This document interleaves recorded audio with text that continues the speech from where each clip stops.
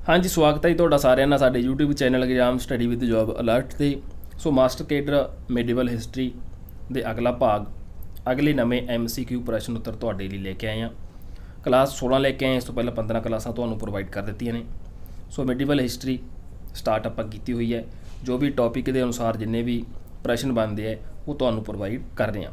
ਤਾਂ ਸਟਾਰਟ ਕਰਦੇ ਹਾਂ ਜੀ ਅਗਲੇ MCQ ਪ੍ਰਸ਼ਨ ਉੱਤਰ। ਤਾਂ ਪ੍ਰਸ਼ਨ ਨੰਬਰ 332 ਤੋਂ ਸਟਾਰਟ ਕਰਾਂਗੇ। ਸ਼ੇਰਸ਼ਾਹ ਸੂਰੀ ਦੇ ਦੁਆਰਾ ਜਾਰੀ ਕੀਤੀ ਗਈ ਕਰੰਸੀ ਦਾ ਕੀ ਨਾਮ ਸੀਗਾ?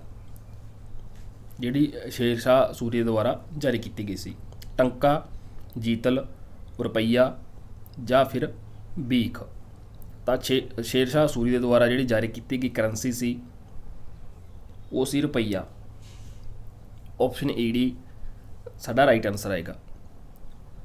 ਅਗਲਾ ਪ੍ਰਸ਼ਨ ਹੈ ਕਲਕੱਤੇ ਤੋਂ ਪੇਸ਼ਾਵਰ ਤੱਕ, ਜਿਹਨੂੰ ਗ੍ਰੈਂਡ ਟਰੰਕ ਰੋਡ ਕਿਹਾ ਜਾਂਦਾ ਹੈ, GT ਰੋਡ, ਕਿਸ ਸ਼ਾਸਕ ਨੇ ਬਣਾਇਆ ਸੀ? ਸੋ ਪਹਿਲਾਂ ਵਾਲੇ ਭਾਗ ਵਿੱਚ ਵੀ ਇਹ ਕੁਐਸਚਨ ਕੀਤਾ ਸੀ, ਥੋੜ੍ਹਾ ਚੇਂਜ ਕਰਕੇ ਆਇਆ। ਉਹ ਕਿੱਥੋਂ ਤੋਂ ਕਿੱਥੋਂ ਤੱਕ ਸੀਗਾ? ਤਾਂ ਇਹ ਕਲਕੱਤੇ ਤੋਂ ਪੇਸ਼ਾਵਰ ਤੱਕ ਗ੍ਰੈਂਡ ਟਰੰਕ ਰੋਡ ਵੀ ਪਾਇਆ ਜਾ ਸਕਦਾ ਹੈ, GT ਰੋਡ ਵੀ ਪਾਇਆ ਜਾ ਸਕਦਾ ਹੈ। ਕਿਹੜੇ ਸ਼ਾਸਕ ਨੇ ਬਣਾਇਆ ਸੀ? ਸ਼ੇਰਸ਼ਾਹ ਸੂਰੀ ਨੇ, ਅਲਾਉਦੀਨ ਖਿਲਜੀ ਨੇ, ਅਕਬਰ ਨੇ ਜਾਂ ਫਿਰ ਹਮਾਯੂ ਨੇ? ਤਾਂ ਇਹਦਾ ਆਨਸਰ ਤੁਹਾਨੂੰ ਪਤਾ ਲੱਗ ਗਿਆ ਹੋਏਗਾ। ਤਾਂ ਇਹ ਬਣਾਇਆ ਸੀਗਾ ਆਪਸ਼ਨ ਊੜਾ, ਸ਼ੇਰਸ਼ਾਹ ਸੂਰੀ ਦੁਆਰਾ। ਕਲਕੱਤੇ ਤੋਂ ਪੇਸ਼ਾਵਰ ਤੱਕ GT ਰੋਡ ਸੀਗਾ, ਜਿਹਨੂੰ ਗ੍ਰੈਂਡ ਟਰੰਕ ਰੋਡ ਵੀ ਕਿਹਾ ਜਾਂਦਾ ਹੈ। ਤਾਂ ਆਪਸ਼ਨ ਊੜਾ ਸਾਡਾ ਰਾਈਟ ਆਨਸਰ ਆਏਗਾ। ਸੋ ਜਲਦੀ ਵੀਡੀਓ ਨੂੰ ਅੱਗੇ ਸ਼ੇਅਰ ਜ਼ਰੂਰ ਕਰ ਦਿਓ। ਬਾਕੀ ਚੈਨਲ ਨੂੰ ਸਬਸਕ੍ਰਾਈਬ ਅਤੇ ਨਾਲ ਜੋ ਘੰਟੀ ਹੈ ਇਹ ਆਲ 'ਤੇ ਪ੍ਰੈਸ ਕਰ ਦਿਓ, ਤਾਂ ਤੁਹਾਨੂੰ ਸਮੇਂ ਸਿਰ ਕਲਾਸ ਦਾ ਨੋਟੀਫਿਕੇਸ਼ਨ ਮਿਲਦਾ ਰਹੇ। ਅਗਲਾ ਪ੍ਰਸ਼ਨ ਹੈ ਸ਼ੇਰਸ਼ਾਹ ਸੂਰੀ ਦੇ ਸਮੇਂ ਪਿੰਡ ਦੇ ਮੁਖੀ ਨੂੰ ਕੀ ਕਿਹਾ ਜਾਂਦਾ ਸੀ? ਜਿਹੜਾ ਪਿੰਡ ਦਾ ਮੁਖੀ ਹੁੰਦਾ ਸੀਗਾ, ਮੁਕੱਦਮ ਜਾਂ ਅਮੀਨ, ਮੁਨਸਿਫ, ਸ਼ਿਕਦਾਰ ਜਾਂ ਫਿਰ ਸੁਲਤਾਨ? ਤਾਂ ਸ਼ੇਰਸ਼ਾਹ ਸੂਰੀ ਦੇ ਸਮੇਂ ਜੋ ਪਿੰਡ ਦਾ ਮੁਖੀ ਹੁੰਦਾ ਸੀ ਤਾਂ ਉਸ ਨੂੰ ਮੁਕੱਦਮ ਜਾਂ ਅਮੀਨ, ਦੋਨੋਂ ਇੱਕੋ ਨਾਮ ਹੀ ਨੇ, ਮੁਕੱਦਮ ਜਾਂ ਅਮੀਨ ਕਿਹਾ ਜਾਂਦਾ ਸੀ ਪਿੰਡ ਦੇ ਮੁਖੀ ਨੂੰ ਸ਼ੇਰਸ਼ਾਹ ਸੂਰੀ ਦੇ ਸਮੇਂ। ਆਪਸ਼ਨ ਊੜਾ ਸਾਡਾ ਰਾਈਟ ਆਨਸਰ ਆਏਗਾ। ਅਗਲਾ ਪ੍ਰਸ਼ਨ ਹੈ ਦਿੱਲੀ ਦੇ ਵਿੱਚ ਪੁਰਾਣਾ ਕਿਲ੍ਹਾ ਕਿਸ ਨੇ ਬਣਵਾਇਆ ਸੀ? ਸ਼ੇਰਸ਼ਾਹ ਸੂਰੀ ਨੇ, ਹਮਾਯੂ ਨੇ, ਬਾਬਰ ਨੇ ਜਾਂ ਫਿਰ ਅਕਬਰ ਨੇ? ਤਾਂ ਦਿੱਲੀ ਦੇ ਵਿੱਚ ਜੋ ਪੁਰਾਣਾ ਕਿਲ੍ਹਾ ਹੈ ਇਸ ਨੂੰ ਬਣਾਉਣ ਵਾਲੇ ਸ਼ੇਰਸ਼ਾਹ ਸੂਰੀ ਸੀਗੇ। ਆਪਸ਼ਨ ਊੜਾ ਸਾਡਾ ਰਾਈਟ ਆਨਸਰ ਆਏਗਾ। ਸੋ ਕਮੈਂਟ ਜ਼ਰੂਰ ਕਰ ਦਿਆ ਕਰੋ, ਗਲਤ ਹੋ ਜਾਏਗਾ ਕੋਈ ਗੱਲ ਨਹੀਂ, ਟਰਾਈ ਜ਼ਰੂਰ ਕਰਿਓ। ਇਸਲਾਮ ਸ਼ਾਹ ਕਿਸ ਦਾ ਉੱਤਰਾਧਿਕਾਰੀ ਸੀ? ਸ਼ੇਰਸ਼ਾਹ ਸੂਰੀ ਦਾ, ਹਮਾਯੂ ਦਾ, ਬਾਬਰ ਦਾ, ਅਕਬਰ ਦਾ? ਇਹ ਪ੍ਰਸ਼ਨ ਵੀ ਆਪਾਂ ਕੱਲ੍ਹ ਕਰਿਆ ਸੀਗਾ। ਤਾਂ ਇਸਲਾਮ ਸ਼ਾਹ ਸੀ ਜਿਹੜਾ, ਇਹ ਸ਼ੇਰਸ਼ਾਹ ਸੂਰੀ ਦਾ ਅਗਲਾ ਉੱਤਰਾਧਿਕਾਰੀ ਹੋਇਆ। ਆਪਸ਼ਨ ਊੜਾ ਰਾਈਟ ਆਨਸਰ ਆਏਗਾ। ਅਗਲਾ ਪ੍ਰਸ਼ਨ ਹੈ ਅਕਬਰ ਦਾ ਜਨਮ 15 ਅਕਤੂਬਰ 1572 ਈਸਵੀ ਨੂੰ ਕਿੱਥੇ ਹੋਇਆ ਸੀ? ਕਿਹੜੀ ਜਗ੍ਹਾ ਦੇ ਵਿੱਚ ਹੋਇਆ ਸੀਗਾ? ਅਮਰਕੋਟ, ਆਗਰਾ, ਜਲੰਧਰ ਜਾਂ ਫਿਰ ਦੀਨਪਨਾਹ ਜੋ ਦਿੱਲੀ 'ਚ ਹੈ? ਤਾਂ ਅਕਬਰ ਦਾ ਜਨਮ ਹੈ ਜਿਹੜਾ 15 ਅਕਤੂਬਰ 1572 ਨੂੰ ਅਮਰਕੋਟ ਦੇ ਵਿੱਚ ਹੋਇਆ ਸੀਗਾ। ਯਾਦ ਰੱਖ ਲਿਓ, ਆੜੇ ਤੀ ਅਕਬਰ ਹੈ, ਆੜੇ ਤੀ ਅਮਰਕੋਟ ਹੈ। ਸੋ ਸਥਾਨ ਵੀ ਪੁੱਛਿਆ ਜਾ ਸਕਦਾ ਹੈ ਜਾਂ ਜਨਮ ਮਿਤੀ ਵੀ ਪੁੱਛੀ ਜਾ ਸਕਦੀ ਹੈ। ਇਹ ਪੁੱਛਿਆ ਜਾ ਸਕਦਾ ਹੈ ਕਿ ਅਕਬਰ ਦਾ ਜਨਮ ਸੀ ਜਿਹੜਾ ਅਮਰਕੋਟ ਸਥਾਨ 'ਤੇ ਕਿਸ ਮਿਤੀ ਨੂੰ ਹੋਇਆ ਸੀ, ਕਿਹੜੇ ਸਾਲ ਦੇ ਵਿੱਚ ਹੋਇਆ ਸੀ ਜਾਂ ਕਿਹੜੀ ਜਨਮ ਤਰੀਕ ਸੀ? ਤਾਂ 15 ਅਕਤੂਬਰ 1572 ਸਥਾਨ ਸੀਗਾ ਅਮਰਕੋਟ। ਆਪਸ਼ਨ ਊੜਾ ਸਾਡਾ ਰਾਈਟ ਆਨਸਰ ਆਏਗਾ। ਅਗਲਾ ਪ੍ਰਸ਼ਨ ਹੈ ਹਮੀਦਾ ਬਾਨੋ ਦਾ ਅਕਬਰ ਨਾਲ ਕੀ ਰਿਸ਼ਤਾ ਸੀ? ਮਾਤਾ ਸੀ, ਪਤਨੀ ਸੀ, ਭੈਣ ਸੀ ਜਾਂ ਫਿਰ ਸੱਸ ਸੀ? ਹਮੀਦਾ ਬਾਨੋ, ਜਾਂ ਇਹ ਵੀ ਪਤਾ ਜਾਂਦਾ ਹਮੀਦਾ ਬਾਨੋ ਕੌਣ ਸੀ? ਤਾਂ ਹਮੀਦਾ ਬਾਨੋ ਮਾਤਾ ਸੀ ਅਕਬਰ ਦੀ। ਆਪਸ਼ਨ ਊੜਾ ਰਾਈਟ ਆਨਸਰ ਆਏਗਾ। ਅੱਗੇ ਅਕਬਰ ਦੇ ਪਿਤਾ ਦਾ ਕੀ ਨਾਮ ਸੀ? ਬਾਬਰ, ਹਮਾਯੂ, ਅਕਬਰ ਜਾਂ ਫਿਰ ਸ਼ਾਹਜਹਾਂ? ਤਾਂ ਅਕਬਰ ਦੇ ਪਿਤਾ ਦਾ ਜਿਹੜਾ ਨਾਮ ਸੀਗਾ ਹਮਾਯੂ ਸੀ। ਪਿਤਾ ਦਾ ਨਾਮ ਹਮਾਯੂ ਸੀ, ਮਾਤਾ ਦਾ ਨਾਮ ਹਮੀਦਾ ਬਾਨੋ ਸੀ। ਤਾਂ ਆਪਸ਼ਨ ਆੜਾ ਸਾਡਾ ਰਾਈਟ ਆਨਸਰ ਆਏਗਾ। ਅਗਲਾ ਪ੍ਰਸ਼ਨ ਹੈ, ਮੁਗਲ ਵੰਸ਼ ਦਾ ਤੀਜਾ ਸ਼ਾਸਕ ਕੌਣ ਹੋਇਆ ਜਾਂ ਤੀਜਾ ਸ਼ਾਸਕ ਕੌਣ ਸੀਗਾ? ਹਮਾਯੂ, ਜਹਾਂਗੀਰ, ਸ਼ਾਹਜਹਾਂ ਜਾਂ ਫਿਰ ਅਕਬਰ। ਤਾਂ ਜੋ ਮੁਗਲ ਵੰਸ਼ ਹੋਇਆ ਤਾਂ ਇਸ ਦਾ ਤੀਜਾ ਸ਼ਾਸਕ ਸੀ ਜਿਹੜਾ ਉਹ ਅਕਬਰ ਸੀ। ਸੋ ਅਕਬਰ ਬਾਰੇ ਆਪਾਂ ਉੱਪਰ ਪੜ੍ਹ ਕੇ ਆਏ ਹਾਂ। ਇਹਨਾਂ ਦੇ ਜਨਮ ਬਾਰੇ, ਅਕਬਰ ਦਾ ਜਨਮ ਸੀ ਜਿਹੜਾ 15 ਅਕਤੂਬਰ 1572 ਨੂੰ ਹੋਇਆ ਸੀ ਅਮਰਕੋਟ ਦੇ ਵਿੱਚ। ਹਮੀਦਾ ਬਾਨੋ ਅਕਬਰ ਦੀ ਮਾਤਾ ਸੀ। ਹਮਾਯੂ ਅਕਬਰ ਦੇ ਪਿਤਾ ਸੀ। ਮੁਗਲ ਵੰਸ਼ ਦੇ ਤੀਜੇ ਜੋ ਸ਼ਾਸਕ ਹੋਏ ਨੇ ਉਹ ਵੀ ਅਕਬਰ ਸੀਗੇ। ਸੋ ਇਹਨਾਂ ਦੇ ਗੁਰੂਆਂ ਨਾਲ ਵੀ ਚੰਗੇ ਸੰਬੰਧ ਹੋਏ ਹੈ। ਇਸ ਤੋਂ ਬਾਅਦ ਮਾਹੌਲ ਸੀ ਜਿਹੜਾ ਵਿਗੜ ਗਿਆ ਸੀ। ਅਗਲਾ ਪ੍ਰਸ਼ਨ ਹੈ, ਅਕਬਰ ਦੀ ਤਾਜਪੋਸ਼ੀ ਗੁਰਦਾਸਪੁਰ ਦੇ ਨੇੜੇ ਕਲਾਨੌਰ ਦੇ ਵਿੱਚ ਕਦੋਂ ਹੋਈ ਸੀ? ਸਮਾਂ ਦੱਸਣਾ ਹੈ। 14 ਫਰਵਰੀ 1556, 15 ਫਰਵਰੀ 1556 ਜਾਂ 14 ਫਰਵਰੀ 1555 ਜਾਂ 15 ਫਰਵਰੀ 1555। ਤਾਂ ਅਕਬਰ ਦੀ ਜਿਹੜੀ ਤਾਜਪੋਸ਼ੀ ਸੀ ਗੁਰਦਾਸਪੁਰ ਦੇ ਨੇੜੇ ਸੀਗਾ ਕਲਾਨੌਰ। ਤਾਂ ਇਹਦੇ ਵਿੱਚ 14 ਫਰਵਰੀ 1556 ਨੂੰ ਹੋਈ ਸੀ। ਜਾਂ ਇਹ ਵੀ ਪੁੱਛ ਲਿਆ ਜਾਂਦਾ ਹੈ ਕਿ 14 ਫਰਵਰੀ 1556 ਦੇ ਵਿੱਚ ਅਕਬਰ ਦੀ ਤਾਜਪੋਸ਼ੀ ਹੈ ਜਿਹੜੀ ਕਿਹੜੇ ਸਥਾਨ 'ਤੇ ਹੋਈ ਸੀ? ਤਾਂ ਇਹ ਹੋਈ ਸੀ ਕਲਾਨੌਰ ਦੇ ਵਿੱਚ ਹੋਈ ਸੀ, ਜੋ ਗੁਰਦਾਸਪੁਰ ਦੇ ਨੇੜੇ ਸੀ। ਤਾਂ ਆਪਸ਼ਨ 'ਚ ਤੁਹਾਨੂੰ ਕਲਾਨੌਰ ਹੀ ਪੁੱਛਿਆ ਜਾਏਗਾ। ਸੋ ਕਿਵੇਂ ਵੀ ਉਲਟਾ ਪਲਟਾ ਕੇ ਪੁੱਛਿਆ ਜਾ ਸਕਦਾ ਹੈ। ਅਗਲਾ ਪ੍ਰਸ਼ਨ ਹੈ, ਬਾਦਸ਼ਾਹ ਗਾਜੀ ਦੀ ਉਪਾਧੀ ਧਾਰਨ ਕਰਨ ਵਾਲਾ ਮੁਗਲ ਸ਼ਾਸਕ ਕੌਣ ਸੀ? ਬਾਬਰ, ਹਮਾਯੂ, ਅਕਬਰ ਜਾਂ ਫਿਰ ਜਹਾਂਗੀਰ। ਤਾਂ ਬਾਦਸ਼ਾਹ ਗਾਜੀ ਦੀ ਉਪਾਧੀ ਜਿਨ੍ਹਾਂ ਨੇ ਧਾਰਨ ਕੀਤੀ ਸੀ ਮੁਗਲ ਸ਼ਾਸਕ ਹੋਇਆ ਤਾਂ ਉਹ ਸੀਗਾ ਬਾਬਰ। ਬੱਬੇ ਤੇ ਬਾਬਰ ਪੈਂਦਾ ਹੈ, ਬੱਬੇ ਤੇ ਬਾਦਸ਼ਾਹ ਗਾਜੀ ਪੈਂਦਾ। ਤਾਂ ਬਾਦਸ਼ਾਹ ਗਾਜੀ ਦੀ ਉਪਾਧੀ ਜਿਹੜੀ ਬਾਬਰ ਨੇ ਧਾਰਨ ਕੀਤੀ ਸੀ ਅਤੇ ਇਹ ਮੁਗਲ ਸ਼ਾਸਕ ਸੀਗਾ। ਅਗਲਾ ਪ੍ਰਸ਼ਨ ਹੈ, ਅਕਬਰ ਦੀ ਤਾਜਪੋਸ਼ੀ ਦੀ ਰਸਮ ਕਿਸ ਨੇ ਕੀਤੀ ਸੀ? ਟੋਡਰਮੱਲ, ਬੈਰਮ ਖਾਂ, ਸਿਕੰਦਰ ਲੋਧੀ ਜਾਂ ਹਮਾਯੂ। ਤਾਂ ਅਕਬਰ ਦੀ ਤਾਜਪੋਸ਼ੀ ਦੀ ਰਸਮ ਹੈ ਜਿਹੜੀ ਉਹ ਬੈਰਮ ਖਾਂ ਨੇ ਜਿਹੜੀ ਹੈ ਕੀਤੀ ਸੀਗੀ। ਸੋ ਆੜਾ ਰਾਈਟ ਆਨਸਰ ਆਏਗਾ ਬੈਰਮ ਖਾਂ। ਅਕਬਰ ਦੀ ਤਾਜਪੋਸ਼ੀ ਕਰਨ ਵਾਲੇ ਬੈਰਮ ਖਾਂ ਸੀਗੇ।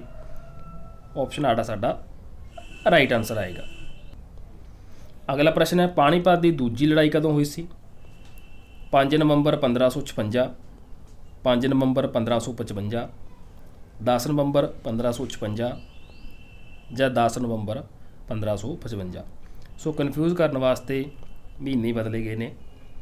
ਤਾਂ ਪਾਣੀਪਤ ਦੀ ਦੂਜੀ ਲੜਾਈ ਪੁੱਛਿਆ ਗਿਆ। 3 ਲੜਾਈਆਂ ਹੋਈਆਂ ਨੇ ਪਾਣੀਪਤ ਦੀਆਂ, ਤਾਂ ਇਹਦੇ ਵਿੱਚ ਦੂਜੀ ਪੁੱਛਿਆ ਗਿਆ ਦੂਜੀ ਲੜਾਈ ਕਦੋਂ ਹੋਈ ਸੀ? ਤਾਂ ਪਾਣੀਪਤ ਦੀ ਜਿਹੜੀ ਦੂਜੀ ਲੜਾਈ ਸੀ 5 ਨਵੰਬਰ 1556 ਦੇ ਵਿੱਚ ਹੋਈ ਸੀ। ਆਪਸ਼ਨ ਊੜਾ ਰਾਈਟ ਆਨਸਰ ਆਏਗਾ। ਅੱਗੇ ਹੀ ਪ੍ਰਸ਼ਨ ਬਣਦਾ, ਦੂਜੀ ਲੜਾਈ ਸੀ ਜਿਹੜੀ ਪਾਣੀਪਤ ਦੀ ਉਹ ਕਿਹਨਾਂ ਦੇ ਵਿਚਕਾਰ ਹੋਈ ਸੀ? ਕਿਹਨਾਂ ਦੇ ਵਿਚਕਾਰ ਹੋਈ ਸੀ? ਰਾਜਪੂਤਾਂ ਤੇ ਮੁਗਲਾਂ ਦੇ ਵਿੱਚ, ਅਫਗਾਨਾਂ ਤੇ ਮੁਗਲਾਂ ਵਿੱਚ, ਹਿੰਦੂਆਂ ਤੇ ਮੁਗਲਾਂ ਵਿੱਚ ਜਾਂ ਕਿਸਾਨਾਂ ਤੇ ਮੁਗਲਾਂ ਦੇ ਵਿੱਚ। ਤਾਂ ਪਾਣੀਪਤ ਦੀ ਦੂਜੀ ਲੜਾਈ ਹੈ ਜਿਹੜੀ ਅਫਗਾਨਾਂ ਤੇ ਮੁਗਲਾਂ ਦੇ ਵਿੱਚ ਹੋਈ ਸੀ। ਜਿਹੜੇ ਈਅਰ ਦੇ ਵਿੱਚ ਹੋਈ ਸੀ 5 ਨਵੰਬਰ 1556 ਦੇ ਵਿੱਚ। ਅਗਲਾ ਪ੍ਰਸ਼ਨ ਹੈ, ਹੇਮੂ ਕੌਣ ਸੀਗਾ? ਅਕਬਰ ਦਾ ਸੈਨਾਪਤੀ, ਬੈਰਮ ਖਾਂ ਦਾ ਸੈਨਾਪਤੀ, ਮੁਹੰਮਦ ਆਦਿਲ ਸ਼ਾਹ ਦਾ ਸੈਨਾਪਤੀ ਜਾਂ ਟੋਡਰਮੱਲ ਦਾ ਸੈਨਾਪਤੀ। ਜਿਹੜਾ ਹੇਮੂ ਸੀਗਾ ਉਹ ਮੁਹੰਮਦ ਆਦਿਲ ਸ਼ਾਹ ਦਾ ਸੈਨਾਪਤੀ ਸੀਗਾ। ਆਪਸ਼ਨ ਈਡੀ ਸਾਡਾ ਰਾਈਟ ਆਨਸਰ ਆਏਗਾ। ਅਗਲਾ ਪ੍ਰਸ਼ਨ ਹੈ, ਪਾਣੀਪਤ ਦੀ ਲੜਾਈ 'ਤੇ 3 ਪ੍ਰਸ਼ਨ ਬਣਦੇ ਆ, ਚਾਹੇ ਉਹ ਪਹਿਲੀ ਹੈ, ਚਾਹੇ ਦੂਜੀ ਹੈ, ਚਾਹੇ ਤੀਜੀ ਹੈ। ਸੋ ਕਿਹੜੇ ਬਣ ਜਾਂਦੇ ਆ? ਸੋ ਇਹ ਲੜਾਈ ਪਾਣੀਪਤ ਦੀ ਪਹਿਲੀ ਮੰਨ ਲਓ ਵੀ ਪਹਿਲੀ ਲੜਾਈ ਕਦੋਂ ਹੋਈ। ਦੂਜਾ ਬਣ ਜਾਂਦਾ ਕਿਹਨਾਂ ਦੇ ਵਿਚਕਾਰ ਹੋਈ। ਤੀਜਾ ਬਣ ਜਾਂਦਾ ਕੌਣ ਜਿੱਤਿਆ। ਤਾਂ ਇਹ 3 ਕੁਐਸਚਨ ਬਣਦੇ ਆ, ਤਿੰਨਾਂ 'ਚੋਂ ਕੋਈ ਵੀ ਪੁੱਛਿਆ ਜਾ ਸਕਦਾ ਹੈ। ਤਾਂ ਇੱਥੇ ਪੁੱਛਿਆ ਗਿਆ ਪਾਣੀਪਤ ਦੀ ਦੂਜੀ ਲੜਾਈ 1556 ਦੇ ਵਿੱਚ ਕਿਸ ਦੀ ਜਿੱਤ ਹੋਈ ਸੀ? ਮੁਗਲਾਂ ਦੀ, ਅਫਗਾਨਾਂ ਦੀ, ਰਾਜਪੂਤਾਂ ਦੀ ਜਾਂ ਫਿਰ ਤੁਰਕਾਂ ਦੀ। ਤਾਂ ਇਹ ਲੜਾਈ ਮੁਗਲਾਂ ਤੇ ਅਫਗਾਨ ਦੇ ਵਿਚਕਾਰ ਹੋਈ ਸੀਗੀ ਅਤੇ ਇਹਦੇ ਵਿੱਚ ਜਿਹੜੀ ਜਿੱਤ ਪ੍ਰਾਪਤ ਹੋਈ ਸੀ ਉਹ ਮੁਗਲਾਂ ਨੂੰ ਮੁਗਲ ਇਹਦੇ ਵਿੱਚ ਜਿੱਤ ਗਏ ਸੀ ਪਾਣੀਪਤ ਦੀ ਦੂਜੀ ਲੜਾਈ ਵਿੱਚ। ਅਗਲਾ ਪ੍ਰਸ਼ਨ ਹੈ, ਪਾਣੀਪਤ ਦੀ ਦੂਜੀ ਲੜਾਈ ਦੇ ਵਿੱਚ ਅਫਗਾਨ ਸੈਨਾ ਦੀ ਅਗਵਾਈ ਹੈ ਜਿਹੜੀ ਕਿਸ ਨੇ ਕੀਤੀ ਸੀ?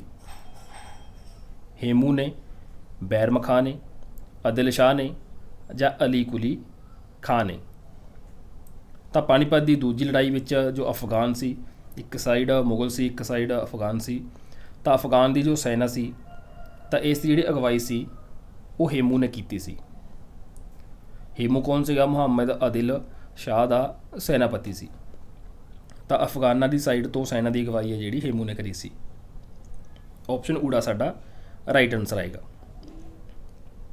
ਅਗਲਾ ਪ੍ਰਸ਼ਨ ਹੈ, ਬੈਰਮ ਖਾਂ ਦਾ ਸ਼ਾਸਨ ਕਾਲ ਜਦੋਂ ਮੁਗਲ ਸਾਮਰਾਜ ਦੀਆਂ ਸ਼ਕਤੀਆਂ ਉਸ ਦੇ ਹੱਥ ਵਿੱਚ ਰਹੀਆਂ, ਕਿੰਨੇ ਸਮੇਂ ਤੱਕ ਰਹੀਆਂ ਸੀ?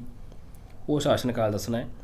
ਬੈਰਮ ਖਾਂ ਦਾ ਸ਼ਾਸਨ ਕਾਲ ਜਦੋਂ ਤੱਕ ਉਹਦੇ ਹੱਥ ਵਿੱਚ ਮੁਗਲ ਸਾਮਰਾਜ ਦੀਆਂ ਸ਼ਕਤੀਆਂ ਸੀ। 1556 ਤੋਂ 1560, 1555 ਤੋਂ 1560 ਜਾਂ 1551 ਤੋਂ 1560 ਜਾਂ 1558 ਤੋਂ 1560। ਤਾਂ ਇਹ ਸ਼ਾਸਨ ਸੀਗਾ 1556 ਤੋਂ ਲੈ ਕੇ 1560 ਤੱਕ। ਬੈਰਮ ਖਾਂ ਦਾ ਸ਼ਾਸਨ ਕਾਲ ਸੀ ਅਤੇ ਮੁਗਲ ਸਾਮਰਾਜ ਦੀਆਂ ਸ਼ਕਤੀਆਂ ਸੀ ਜਿਹੜੀਆਂ ਉਹਦੇ ਹੱਥ ਵਿੱਚ ਸੀ। ਆਪਸ਼ਨ ਊੜਾ ਸਾਡਾ ਰਾਈਟ ਆਨਸਰ ਆਏਗਾ।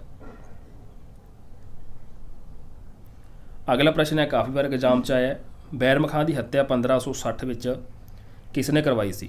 ਤਾਂ ਇਹਦਾ ਸ਼ਾਸਨ ਕਾਲ 1556 ਤੋਂ 1560 ਸੀਗਾ। ਤਾਂ 1560 ਵਿੱਚ ਇਹਦੀ ਹੱਤਿਆ ਹੋ ਜਾਂਦੀ ਹੈ। ਹੱਤਿਆ ਜਿਹੜੀ ਕਿਸ ਨੇ ਕਰਵਾਈ ਸੀ? ਹਾਜੀ ਖਾਂ ਨੇ ਜਾਂ ਮੁਬਾਰਕ ਖਾਂ? ਹਾਜੀ ਖਾਂ ਇੱਕੋ ਹੀ ਨੇਮ ਹੈ। ਅਕਬਰ, ਅਬੁਲ ਫਜ਼ਲ ਜਾਂ ਅਬਦੁਲ ਰਹੀਮ ਖਾਨਾ ਨੇ? ਤਾਂ ਬੈਰਮ ਖਾਂ ਦੀ ਜਿਹੜੀ ਹੱਤਿਆ ਹੈ ਉਹ ਹਾਜੀ ਖਾਂ ਜਾਂ ਮੁਬਾਰਕ ਖਾਂ ਨੇ 1560 ਵਿੱਚ ਕਰਵਾਈ ਸੀ। ਆਪਸ਼ਨ ਊੜਾ ਰਾਈਟ ਆਨਸਰ ਆਏਗਾ। ਅਗਲਾ ਪ੍ਰਸ਼ਨ ਹੈ, ਦਾਜ ਪ੍ਰਥਾ 'ਤੇ ਰੋਕ 1562 ਇਸ ਦੇ ਵਿੱਚ ਲਗਾਉਣ ਵਾਲਾ ਪਹਿਲਾ ਮੁਗਲ ਸ਼ਾਸਕ ਕੌਣ ਸੀ? ਸੋ ਇੱਥੇ ਇਹ ਵੀ ਕੁਐਸਚਨ ਬਣਦਾ ਹੈ ਕਿ ਕਿਹੜੇ ਸਮੇਂ ਵਿੱਚ, ਕਿਹੜੇ ਈਅਰ ਦੇ ਵਿੱਚ ਦਾਜ ਪ੍ਰਥਾ 'ਤੇ ਰੋਕ ਹੈ ਜਿਹੜੀ ਲਗਾਈ ਗਈ ਸੀ? ਤਾਂ ਆ ਜਾਏਗਾ 1562। ਮੁਗਲ ਸ਼ਾਸਕ ਕੌਣ ਹੋਇਆ ਪਹਿਲਾ ਮੁਗਲ ਸ਼ਾਸਕ ਜਿਹਨੇ ਦਾਜ ਪ੍ਰਥਾ 'ਤੇ ਰੋਕ ਲਗਾਈ ਹੈ? ਅਕਬਰ, ਬਾਬਰ, ਹਮਾਯੂ ਜਾਂ ਜਹਾਂਗੀਰ? ਤਾਂ ਇਹ ਸੀਗਾ ਜੀ ਅਕਬਰ ਜੋ ਮੁਗਲ ਸ਼ਾਸਕ ਹੋਇਆ। ਤੀਜਾ ਮੁਗਲ ਸ਼ਾਸਕ ਸੀਗਾ 1562 ਵਿੱਚ ਦਾਜ ਪ੍ਰਥਾ 'ਤੇ ਜਿਹੜੀ ਇਸ ਸ਼ਾਸਕ ਦੁਆਰਾ ਰੋਕ ਲਗਾਈ ਗਈ ਸੀ। ਅਗਲਾ ਪ੍ਰਸ਼ਨ ਹੈ, ਬੈਰਮ ਖਾਂ ਨੇ ਸ਼ਾਹੀ ਵੰਸ਼ ਦੀ ਕਿਸ ਰਾਜਕੁਮਾਰੀ ਨਾਲ ਵਿਆਹ ਸੰਬੰਧ ਕਾਇਮ ਕੀਤੇ ਸੀ? ਹਮੀਦਾ ਬਾਨੋ, ਸਲੀਮਾ ਬੇਗਮ, ਗੁਲਬਦਨ ਬੇਗਮ ਜਾਂ ਮੁਮਤਾਜ਼ ਮਹਿਲ? ਤਾਂ ਬੈਰਮ ਖਾਂ ਨੇ ਸ਼ਾਹੀ ਵੰਸ਼ ਦੀ ਜੋ ਰਾਜਕੁਮਾਰੀ ਸੀਗੀ ਸਲੀਮਾ ਬੇਗਮ, ਇਹਨਾਂ ਨਾਲ ਵਿਆਹ ਸੰਬੰਧੀ ਸੰਬੰਧ ਸੀ ਜਿਹੜੇ ਕਾਇਮ ਕੀਤੇ ਸੀ। ਆਪਸ਼ਨ ਆੜਾ ਸਾਡਾ ਰਾਈਟ ਆਨਸਰ ਆਏਗਾ। ਅਗਲਾ ਪ੍ਰਸ਼ਨ ਹੈ, ਪੇਟੀਕੋਟ ਸਰਕਾਰ ਨੂੰ ਕਿਸ ਨੂੰ ਕਿਹਾ ਜਾਂਦਾ ਹੈ? ਬੈਰਮ ਖਾਂ ਦੀ ਅਗਵਾਈ ਦਾ ਸ਼ਾਸਨ, ਹਰਮਦਲ ਦੇ ਪ੍ਰਭਾਵ ਹੇਠਲਾ ਸ਼ਾਸਨ, ਪਾਣੀਪਤ ਦੀ ਦੂਜੀ ਲੜਾਈ ਤੱਕ ਦਾ ਸਮਾਂ ਜਾਂ ਉਪਰੋਕਤ ਵਿੱਚੋਂ ਕੋਈ ਨਹੀਂ? ਤਾਂ ਪੇਟੀਕੋਟ ਸਰਕਾਰ ਹੈ ਜਿਹੜੀ ਉਹ ਹਰਮਦਲ ਦੇ ਪ੍ਰਭਾਵ ਹੇਠ ਜਿਹੜਾ ਸ਼ਾਸਨ ਸੀਗਾ ਉਸ ਨੂੰ ਕਿਹਾ ਜਾਂਦਾ ਸੀ। ਤਾਂ ਆਪਸ਼ਨ ਆੜਾ ਰਾਈਟ ਆਨਸਰ ਬਣੇਗਾ। ਅਗਲਾ ਪ੍ਰਸ਼ਨ ਹੈ, ਅਕਬਰ ਨੇ ਹਰਮਦਲ ਦੇ ਪ੍ਰਭਾਵ ਤੋਂ ਮੁਕਤੀ ਹੈ ਜਿਹੜੀ ਕਦੋਂ ਪ੍ਰਾਪਤ ਕੀਤੀ ਸੀ? ਤਾਂ ਇਹਦਾ ਆਨਸਰ ਤੁਹਾਨੂੰ ਹੈ ਜਿਹੜਾ ਪਤਾ ਲੱਗ ਗਿਆ ਹੋਏਗਾ। 1560, 1561, 1562 ਜਾਂ 1564? ਤਾਂ ਅਕਬਰ ਨੇ ਹਰਮਦਲ ਦੇ ਪ੍ਰਭਾਵ ਤੋਂ ਮੁਕਤੀ ਹੈ ਜਿਹੜੀ 1564 ਦੇ ਵਿੱਚ ਪ੍ਰਾਪਤ ਕੀਤੀ ਸੀ। ਆਪਸ਼ਨ ਸੱਸਾ ਸਾਡਾ ਰਾਈਟ ਆਨਸਰ ਆਏਗਾ। ਅਗਲਾ ਪ੍ਰਸ਼ਨ ਹੈ, ਹੇਠਾਂ ਦੇ ਵਿੱਚੋਂ ਹਰਮਦਲ ਦੇ ਮੈਂਬਰ ਕਿਹੜੇ ਕਿਹੜੇ ਸੀ? ਮਹਮ ਅਨਗਾਹ ਅਕਬਰ ਦੀ ਦਾਈ ਸੀ। ਆਦਮ ਖਾਂ ਦਾਈ ਦਾ ਪੁੱਤਰ। ਸ਼ਹਾਬਉਦੀਨ ਦਿੱਲੀ ਦਾ ਗਵਰਨਰ। ਹਮੀਦਾ ਬਾਨੋ ਬੇਗਮ ਅਕਬਰ ਦੀ ਮਾਤਾ। ਤਾਂ ਨੀਚੇ ਸਾਰਨੀ ਦੇ ਹਿਸਾਬ ਨਾਲ ਆਨਸਰ ਹੈ ਜਿਹੜੇ ਟਿਕ ਕਰਨੇ ਆ। ਤਾਂ ਇਹਦੇ ਵਿੱਚ ਬਣੇਗਾ ਆਪਸ਼ਨ ਊੜਾ, ਸਿਰਫ ਊੜਾ ਅਤੇ ਆੜਾ। ਹਰਮਦਲ ਦੇ ਜਿਹੜੇ ਮੈਂਬਰ ਸੀ ਮਾਹਮ ਅਨਗਾਹ ਅਕਬਰ ਦੀ ਦਾਈ, ਆਦਮ ਖਾਂ ਊੜਾ ਤੇ ਆੜਾ ਬਣਨਗੇ ਤਾਂ ਇੱਥੇ ਆਪਸ਼ਨ ਊੜਾ ਰਾਈਟ ਆਨਸਰ ਆਏਗਾ। ਅਗਲਾ ਪ੍ਰਸ਼ਨ ਹੈ, ਅਕਬਰ ਨੇ 1563 ਈਸਵੀ ਦੇ ਵਿੱਚ ਕਿਹੜਾ ਕਰ ਸੀ ਜਿਹੜਾ ਬੰਦ ਕਰਵਾਇਆ ਸੀ? ਤੀਰਥ ਯਾਤਰਾ ਕਰ, ਜਜ਼ੀਆ ਕਰ, ਜਜ਼ੀਆ ਜ਼ਕਾਤ ਕਰ ਜਾਂ ਖਮਸ ਕਰ। ਤਾਂ ਅਕਬਰ ਨੇ 1563 ਦੇ ਵਿੱਚ ਹੈ ਜਿਹੜਾ ਤੀਰਥ ਯਾਤਰਾ ਕਰ ਹੈ ਜਿਹੜਾ ਉਹ ਬੰਦ ਕਰਵਾਇਆ ਸੀ। ਸੋ ਅਕਬਰ ਦੇ ਬਹੁਤ ਸਾਰੇ ਕੰਮ ਸੀਗੇ। ਸੋ ਦਾਜ ਪ੍ਰਥਾ ਤੇ ਰੋਕ ਵੀ ਹੈ ਜਿਹੜੀ 1562 ਦੇ ਵਿੱਚ, ਇਹ ਤੋਂ 1 ਸਾਲ ਘਟਾ ਦਿਓ, ਦਾਜ ਪ੍ਰਥਾ ਤੇ ਰੋਕ ਲਗਾਈ ਸੀ 1562 ਦੇ ਵਿੱਚ। 1563 ਦੇ ਵਿੱਚ ਅਗਲੇ ਸਾਲ ਹੀ ਤੀਰਥ ਯਾਤਰਾ ਕਰ ਹੈ ਜਿਹੜਾ ਬੰਦ ਕਰਵਾਇਆ ਸੀ। ਅੱਗੇ ਜਜ਼ੀਆ ਕਰ ਹੈ, ਅਕਬਰ ਨੇ ਜਜ਼ੀਆ ਕਰ ਨੂੰ ਕਦੋਂ ਬੰਦ ਕਰਵਾਇਆ ਸੀ? ਤਾਂ ਇਹ ਕਰਵਾਇਆ ਸੀਗਾ 1564। ਸੋ ਲਗਾਤਾਰ ਹੈ 1562 ਦੇ ਵਿੱਚ ਦਾਜ ਪ੍ਰਥਾ ਤੇ ਰੋਕ, 1563 ਦੇ ਵਿੱਚ ਤੀਰਥ ਯਾਤਰਾ ਕਰ ਬੰਦ ਅਤੇ 1564 ਦੇ ਵਿੱਚ ਜਜ਼ੀਆ ਕਰ ਸੀ ਜਿਹੜਾ ਬੰਦ ਕਰਵਾਇਆ ਸੀ। ਆਪਸ਼ਨ ਆੜਾ ਸਾਡਾ ਰਾਈਟ ਆਨਸਰ ਆਏਗਾ। ਸੋ ਦੋਸਤੋ ਇਹ ਅਗਲੇ ਭਾਗ ਦੇ ਅਗਲੇ ਮੋਸਟ ਇੰਪੋਰਟੈਂਟ ਕੁਐਸਚਨ ਸੀ।